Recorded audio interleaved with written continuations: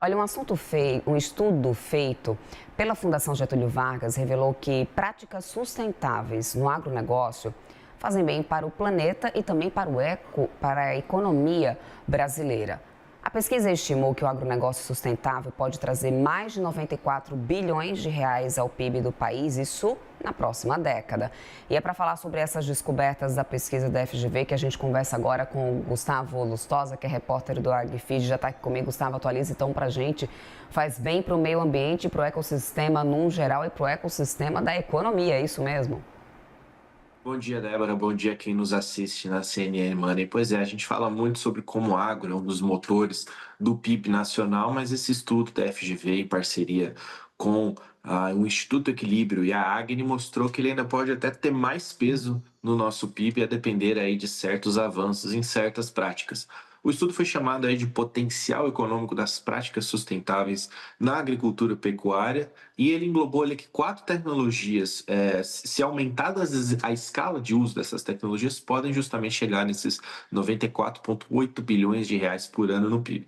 As quatro tecnologias são biocombustíveis, bioinsumos, sistema de plantio direto e terminação intensiva de gado. Além desse impacto financeiro aí no PIB, o estudo calculou que o avanço dessas práticas pode também trazer cerca de 700 mil empregos diretos para a economia brasileira. Claro, tem tudo uma questão de custo, por isso que a ideia é usar esse estudo como base aí para a formulação de políticas públicas, envolver os ministérios, envolver a FPA, Frente Parlamentar da Agropecuária, levar também para a COP. A ideia é sensibilizar que um financiamento como esse pode justamente ajudar o agricultor a ser mais sustentável, diminuir as nossas emissões e também traz, no fim das contas, mais receita, mais empregos. Se a gente olhar para cada um dos quatro itens, os biocombustíveis seriam o item principal aí desses quatro, para o aumento, para chegar nesse acréscimo do PIB. Só os biocombustíveis aí, o aumento do uso deles poderiam chegar a 71,4 bilhões de reais ao ano. O estudo está considerando um aumento de 70% nesse setor, algo em torno aí de uma oferta de 64 bilhões de litros de biocombustíveis até 2030. A gente está falando de 30 bilhões de litros de etanol de cana, cerca de 15 bilhões de litros de etanol de milho, mais ou menos 17 bilhões de litros de biodiesel e quase 1 bilhão de litros de etanol de segunda geração. E o aumento do uso desses biocombustíveis ainda pode mexer com outras cadeias, além da agropecuária e da agroindústria, mas também o setor de transporte e a indústria de transformação. Na sequência, os bioinsumos podem trazer outros 15 bilhões aí para esse PIB projetado no estudo. O estudo considera uma aplicação aí prevista desses produtos em cerca de 13 milhões de hectares até o final da década e calculou ali que, por exemplo, nas culturas de soja e de cana, duas das principais culturas do país, o aumento de produtividade com esse uso pode chegar a 3,4% na soja e 1,4% na cana. Isso tira um pouco da pressão de expansão de fronteira agrícola, né? Claro, a gente está falando de desmatamento legal, mas o fato de você conseguir produzir mais em menos área acaba sendo aí mais um vetor aí que diminui os custos e aumenta a receita.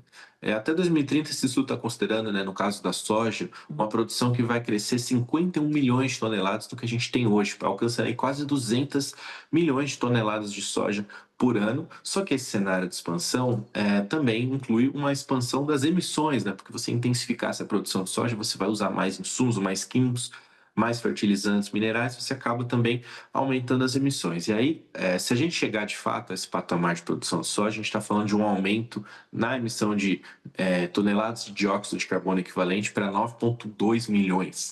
Né? Em resposta, entra aí o terceiro item desse estudo, que é o plantio direto.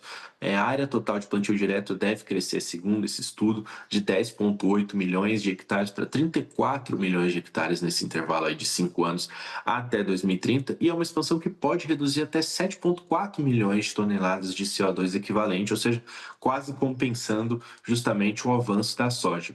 E por fim, a intensificação da pecuária traria aí 3,5 bilhões a esse PIB, né, projetado aí de acréscimo pelo esse estudo da FGV. É um sistema que justamente, né, você tira o boi daquele pasto, aquela área ampla, você coloca ele numa área menor, que ele encurta o ciclo de vida, ele troca-se a ração, ele anda menos, então você consegue extrair a mesma quantidade de carne do mesmo boi, só que em menos tempo, e é uma expansão em que pode fazer com, segundo o estudo, que a gente passe de 8 milhões de cabeças de gado em algum tipo de terminação nesse sentido, para 13 milhões de cabeças de gado em 5 anos. E é uma mudança que contribuiria para uma redução de 19,3 milhões de toneladas de CO2 equivalente. Né? A pecuária é sempre vista aí como o grande ponto sensível em relação às emissões do setor. Mas obviamente é caro, né? Você mesmo trocar essa ração e também construir ali uma certa estrutura para que esses bois consigam não ficar mais a pasto e ficar em áreas menores, demanda ali um certo recurso, né? São, Débora, algumas ações que já são tomadas pelo produtor de forma orgânica. Mas a ideia do estudo é justamente, de um lado, mostrar ao produtor que ele vai ganhar mais com isso, ele vai conseguir produzir mais gastando menos, e do lado do governo federal, mostrar que não é só um financiamento para ser verde, pura e simplesmente, ou um financiamento só para a agricultura, mas sim um financiamento que pode também ter um efeito no PIB nacional, criando empregos e adicionando mais recursos à economia. É isso. Obrigada, meu querido, então, por todas as atualizações. Qualquer novidade, estamos por aqui. Até mais. Obrigada pela parceria de sempre. Obrigado, ótima semana.